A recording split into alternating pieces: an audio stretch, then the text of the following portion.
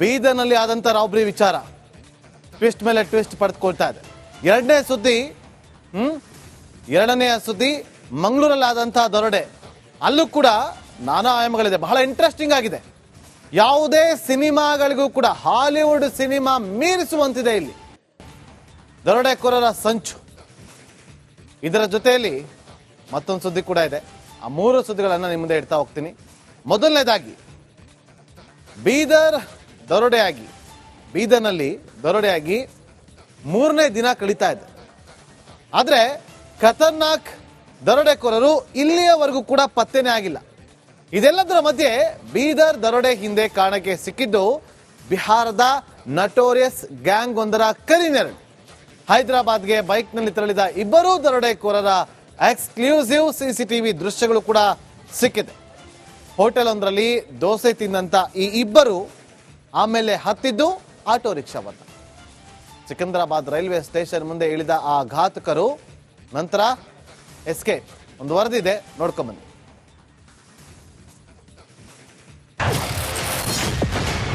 ಬೀದರ್ ದರೋಡೆಗೆ ಅಂತಾರಾಜ್ಯ ಲಿಂಕ್.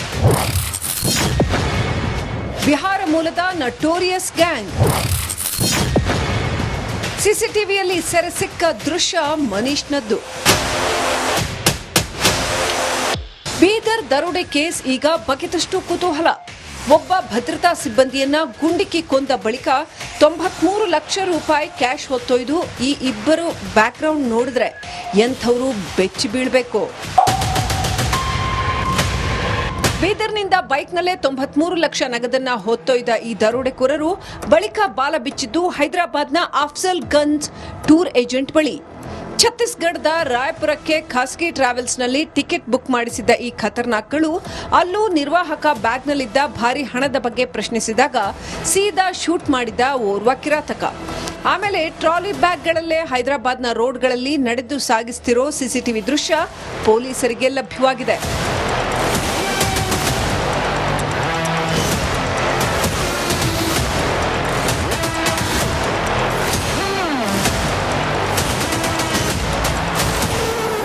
ಇಷ್ಟಲ್ಲದೆ ಆಟೋವೊಂದರ ಮುಖಾಂತರ ಸಿಕಂದರಾಬಾದ್ ರೈಲ್ವೆ ಸ್ಟೇಷನ್ಗೆ ಈ ಇಬ್ಬರು ದರೋಡೆಕೋರರು ತೆರಳಿದ ಬಗ್ಗೆ ಪೊಲೀಸರಿಗೆ ಇನ್ಫಾರ್ಮೇಶನ್ ಸಿಕ್ಕಿದೆ. ಇಲ್ಲಿಂದ ಛತ್ತೀಸ್ಗಢದ ರಾಯಪುರ ಮುಖಾಂತರ ಬಿಹಾರಕ್ಕೆ ಇಬ್ಬರು ಪರಾರಿಯಾಗಿರಬಹುದು ಎನ್ನಲಾಗ್ತಿದೆ. ಆಟೋ ಡ್ರೈವರ್ನನ್ನ ವಿಚಾರಣೆಗೆ ಒಳಪಡಿಸಿದ್ದಾರೆ ಬೀದರ್ ಪೊಲೀಸರು. ಇನ್ನು ಇಬ್ಬರು ದರೋಡೆಕೋರರು ಹೈದರಾಬಾದ್ನ ರಸ್ತೆಗಳಲ್ಲಿ ಬ್ಯಾಗ್ ಟ್ರಾಲಿ ದೂಕಿಕೊಂಡು ಲಘುಬಗನೆ ತೆರಳುತ್ತಾ ಇರೋ ದೃಶ್ಯ ಸಹ ಪೊಲೀಸರಿಗೆ ದೊರೆತಿದೆ. ಇದರಲ್ಲಿ ಒಬ್ಬಾತನ ಮುಖಚಹರೆ ಕ್ಲಿಯರ್ ಆಗಿದೆ. ಐಡೆಂಟಿಫಿಕೇಶನ್ ಕೂಡ ಕ್ಲಿಯರ್ ಆಗಿದೆ. ಇವನ್ ಯಾರಿರಬಹುದು ಅಂತ ಪೊಲೀಸರು ಸ್ಕ್ಯಾನ್ ಮಾಡಿದಾಗ ಕಂಡು ಬಂದ ಸತ್ಯ ಈಗ ಬಿಹಾರ್ನ ಮೋಸ್ಟ್ ವಾಂಟೆಡ್ ದರೋಡೆಕೋರ ಮನೀಶ್ ಕುಶ್ವಾಡ. ಈತನ ಮೇಲೆ ಬಿಹಾರದಲ್ಲಿ 28 ಕೇಸ್ಗಳಿವೆ. ಈತನ ತಲೆಗೆ 3 ಲಕ್ಷ ರೂಪಾಯಿ ಬಹುಮಾನ ಘೋಷಿಸಿದ್ದಾರೆ ಬಿಹಾರಿ ಪೊಲೀಸರು. ಅಲ್ಲದೆ ಈ ಇಬ್ಬರು ವೃತ್ತಿಪರ ಕಳ್ಳರು. ಇಬ್ಬರು ಫೈರಿಂಗ್ ಟ್ರೈನಿಂಗ್ ಕೂಡ ಪಡೆದಿದ್ದಾರೆ.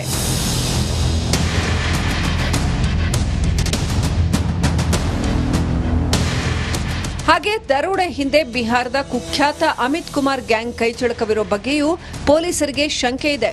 ನಾನಾ ರಾಜ್ಯಗಳಲ್ಲಿ ದರೋಡೆ ನಡೆಸೋದು ಈ ಅಮಿತ್ ಕುಮಾರ್ ಗ್ಯಾಂಗ್ ಮೋಡಸ್ ಅಪರಂಡಿ. ಇಲ್ಲಿ ಈ ಇಬ್ಬರು ದರೋಡೆಕೋರರು ಅಮಿತ್ ಕುಮಾರ್ ಗ್ಯಾಂಗ್ ಸದಸ್ಯರಾಗಿರೋ ಬಗ್ಗೆಯೂ ಖಾಕಿ ಪಡೆಗೆ ಎದ್ದಿದೆ ಅನುಮಾನ.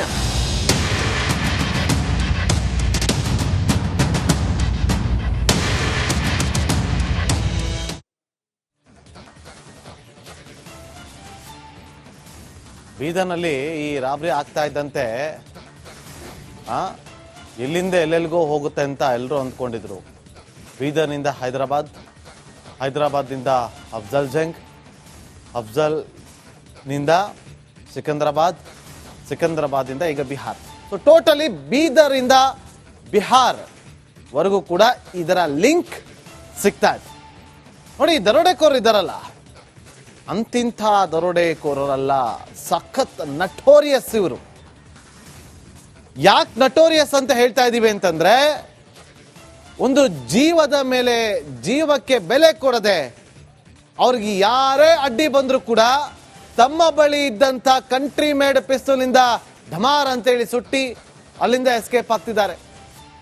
ನೋಡಿ, ಅಲ್ಲಿ ಕಣ್ಣೀರು ಇವತ್ತು ಯಾವ ರೀತಿಯಾಗಿತ್ತು ಅಂತಂದ್ರೆ ಆ ಮೃತ ಸಿಬ್ಬಂದಿ ಇದ್ರಲ್ಲ, ಆ ಮೃತ ಸಿಬ್ಬಂದಿಯ ಕುಟುಂಬಸ್ಥರು ಯಾವ ರೀತಿ ಕಣ್ಣೀರು ಹಾಕಿದ್ರು ಗೊತ್ತಾ? ಅದೋಗ್ಲಿ, ಹೈದರಾಬಾದ್ಗೆ ಹೋಗ್ತಾರೆ, ಹೈದರಾಬಾದ್ಗೆ ಹೋಗಿ ಅಲ್ಲಿ ಟಿಕೆಟ್ ಅನ್ನ ಬುಕ್ ಮಾಡ್ಕೊಳ್ತಾರೆ.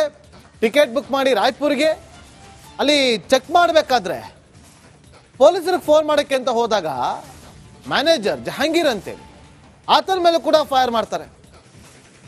ಅಲ್ಲಿಂದ ಓಡ್ಕೊಂಡು ಹೋಗ್ತಾರೆ. ಯಾರೇ ಅಡ್ಡಿ ಬಂದ್ರು ಕೂಡ ನೇರವಾಗಿ ಗನ್ನನ್ನು ತೆಗೆದು ಶೂಟ್ ಮಾಡಿ ಎಸ್ಕೇಪ್ ಆಗೋದು.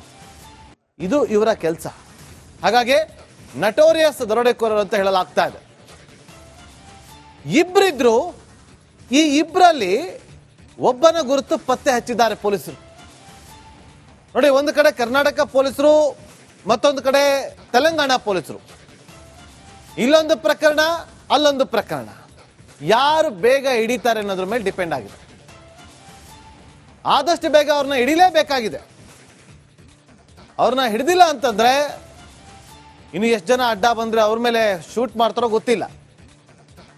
ಸೊ ಈಗ ಇಬ್ಬರಲ್ಲಿ ಒಬ್ಬನ ಗುರುತು ಪತ್ತೆ ಆಗಿದೆ, ಐಡೆಂಟಿಟಿ ರಿವೀಲ್ ಆಗಿದೆ. ಯಾರು ಆತ ಹೇಳಿ ಅಂತೇಳಿ ನೋಡ್ದಾ ಹೋದಾಗ ಪೊಲೀಸರಿಗೆ ಶಾಕ್ ಆಗಿದೆ. ಯಾಕೆ ಅಂತಂದ್ರೆ ಆತ ಮನೀಶ್ ಕುಶ್ವಾಡ ಅಂತೇಳಿ ಬಿಹಾರ ಮೂಲದವನು. ಎಲ್ಲ ಹೇಳ್ತಾ ಇದ್ರು ಕರ್ನಾಟಕನ ಬಿಹಾರ ಮಾಡ್ಬಿಟ್ರ ಅಂತೇಳಿ. ಕರ್ನಾಟಕನ ಬಿಹಾರ ಮಾಡಿರೋದು ಕರ್ನಾಟಕದವರಲ್ಲ, ಬಿಹಾರದಿಂದ ಬಂದೇ ಇಲ್ಲಿ ಬಿಹಾರವನ್ನ ಮಾಡಿದ್ದಾರೆ. ನಿನ್ನೆ ನಾನು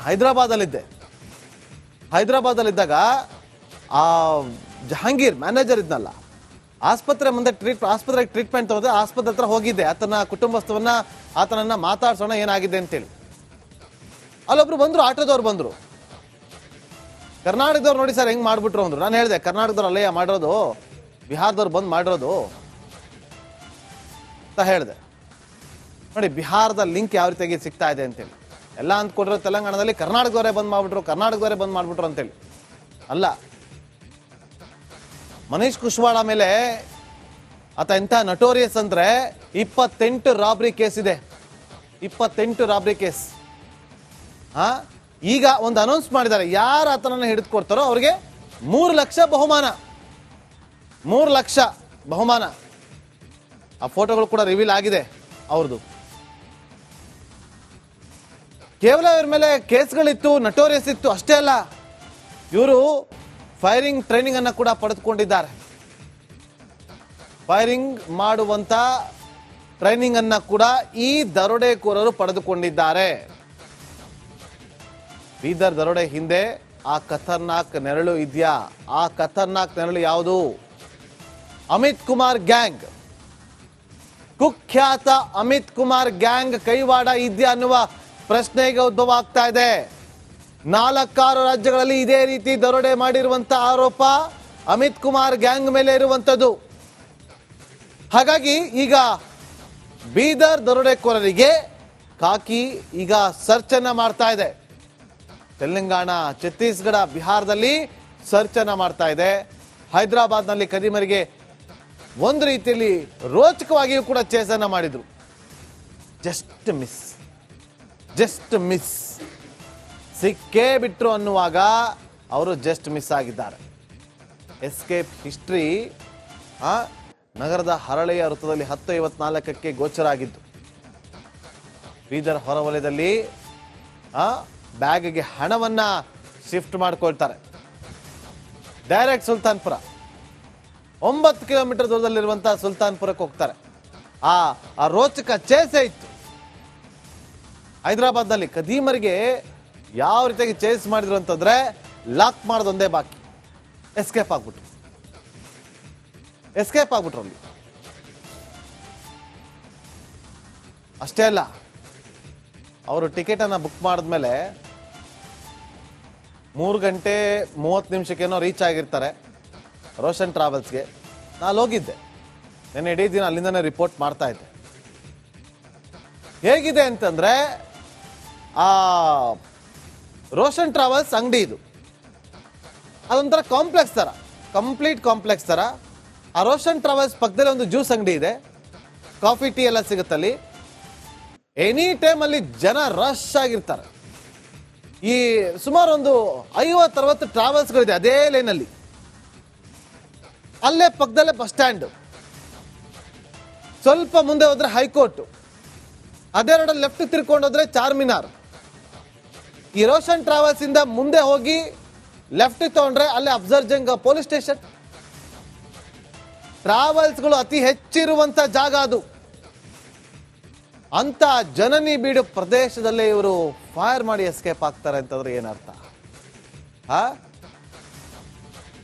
9 ಕಿಲೋಮೀಟರ್ ದೂರದ ಸುಲ್ತಾನ್ಪುರಕ್ಕೆ 24 ನಿಮಿಷ ತಗೊಂಡಿದ್ದಾರೆ. ಓಕೆ, ಬೈಕಲ್ಲೇ ಹೋಗಿದ್ದಾರೆ. ಅದಾದ್ಮೇಲೆ ಫೈರಿಂಗ್ ಅನ್ನ ಯಾವಾಗ ಅವನು ಮ್ಯಾನೇಜರ್ ಬ್ಯಾಗ್ ಅನ್ನ ಚೆಕ್ ಮಾಡೋದಕ್ಕೆ ಜಿಪ್ ಓಪನ್ ಮಾಡ್ತಾನೆ, ಆ ಸೂಟ್ ಕೇಸ್ ಅನ್ನ ದುಡ್ಡು ಗೊತ್ತಾಗುತ್ತೆ. ದುಡ್ಡು ಗೊತ್ತಾಗ್ತಾ ಇದ್ದಂತೆ ಪೊಲೀಸರಿಗೆ ಫೋನ್ ಮಾಡಕ್ ಹೋಗ್ತಾನೆ. ಮಾಡಬೇಡ ತಗೋ ಅಂತೇಳಿ 55,000 ರೂಪಾಯಿ 2 ಕಂತು ರಪ್ ಅಂತ ಕೊಡ್ತಾರೆ. ತಗೋ ಇಟ್ಕೋ, ಮಾಡಬೇಡ ಅಂತೇಳಿ. ಅವ್ರು ಕೇಳಿಲ್ಲ ಜಹಾಂಗೀರ್. ಆಮೇಲೆ ನಾಳೆ ಅವ್ರು ಬಿಡುಗ್ ಬಂದ್ರೆ ತಗೊಂಬಿಟ್ಟು ಆಯ್ತು ಹೋಗ್ರಪ್ಪ ಅಂತ ಕಳಿಸ್ಬಿಟ್ಟಿದ್ರೆ ನಾಳೆ ಅವ್ರ ಜೊತೆ ಇವನು ಹೋಗ್ತಾ ಇದ್ದ. ಎಚ್ಚೆತ್ಕೊಂಡು ಪೊಲೀಸರಿಗೆ ಫೋನ್ ಮಾಡ್ತಾನೆ.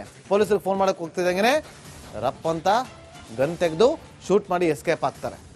ಎಸ್ಕೇಪ್ ಆದ್ಮೇಲೆ ಅಲ್ಲಿ ಆಟೋ ರಿಕ್ಷಾವನ್ನ ಅಡ್ಡ ಹಾಕ್ತಾರೆ. ಆಟೋ ರಿಕ್ಷಾದಲ್ಲಿ ಕುತ್ಕೊಂಡು ಹೋಗ್ತಾರೆ. ಆ ಆಟೋ ರಿಕ್ಷಾ ಸೀದಾ ರೈಲ್ವೆ ನಿಲ್ದಾಣಕ್ಕೆ ಹೋಗಿದೆ. ಆಟೋ ರಿಕ್ಷಾ ಚಾಲಕನನ್ನ ಕೂಡ ವಶಕ್ಕೆ ಪಡ್ಕೊಂಡಿದ್ದಾರೆ. ಆಟೋ ರಿಕ್ಷಾ ಚಾಲಕನಿಗೆ ಏನು ಗೊತ್ತಾಗುತ್ತೆ? ಯಾರೋ ಬಂದ್ರು, ಕಸ್ಟಮರು ಪ್ರಯಾಣಿಕರು ಬಂದ್ರು, ಅವ್ರ ರೈಲ್ವೆ ಸ್ಟೇಷನ್ಗೆ ಹೋಗ್ಬೇಕು ಅಂದ್ರು ಕುಂಡಿಸ್ಕೊಂಡು ಕರ್ಕೊಂಡೋದ್ರು. ಆತನಿಗೆ ಗೊತ್ತಿರಲಿಲ್ಲ. ಆತ ಕೊಟ್ಟಂತ ಮಾಹಿತಿಯನ್ನು ಆಧರಿಸಿ ರೈಲ್ವೆ ಸ್ಟೇಷನ್ ಯಾವ ಕಡೆ ಹೋಗಿರ್ಬೋದು ಅಂತೇಳಿ ಅನುಮಾನಗಳನ್ನ ವ್ಯಕ್ತಪಡಿಸಿದಾಗ ಆ ರೂಟ್ ಮ್ಯಾಪ್ ಹೋಗಿ ಎಂಡ್ ಆಗಿದ್ದು ಬಿಹಾರದಲ್ಲಿದ್ದಾರೆ. ಬೀದರ್ನಲ್ಲಿ ರಾಬರಿ ಮಾಡಿದಂಥವ್ರು ಅಲ್ಲೇ ಸಿಗುವ ಚಾನ್ಸಸ್ ಜಾಸ್ತಿ ಇದೆ. ಇವರು ಒಂದು ನಂಬರ್ ಕೊಟ್ಟಿದ್ದಾರೆ, ಫೋನ್ ನಂಬರ್. ಒಂದು ಟಿಕೆಟ್ ಬುಕ್ ಮಾಡ್ಬೇಕಾದ್ರೆ ನಂಬರ್ ಕೊಡ್ತೀವಿ ಗೊತ್ತಾ, ಅದೇ ತರ ನಂಬರ್ ಕೊಟ್ಟಿದ್ದಾರೆ. ಆ ನಂಬರ್ ಸ್ವಿಚ್ ಆಫ್. ಆ ನಂಬರ್ ಅನ್ನು ಇಟ್ಟುಕೊಂಡು ಈಗ ತನಿಖೆಯನ್ನ ಚುರುಕುಗೊಳಿಸಿದ್ದಾರೆ. ನೋಡೋಣ, ಆದಷ್ಟು ಬೇಗ ಪೊಲೀಸರು ಅವರನ್ನ ಟ್ರ್ಯಾಪ್ ಮಾಡಿ ಹಿಡಿತಾರೆ ಅನ್ನೋ ವಿಶ್ವಾಸ ಇದೆ.